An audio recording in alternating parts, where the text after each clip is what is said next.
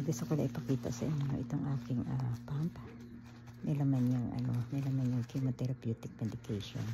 Actually, nilagay yan pagkatapos ng aking first chemotherapy session. At meron siyang laman na chemotherapy na tuloy-tuloy pa rin nagbibigay ng medication sa akin itong past 2 days. At ngayon ay schedule siya para tanggalin nila itong pump na ito. I-repeat ulit yung process sa susunod na chemotherapy session.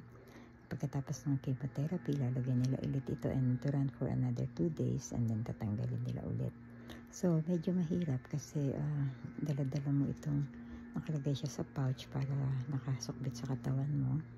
At dala-dala at ito kasama mo kahit natutulog ka, whatever you're doing. So, limited ang activities mo.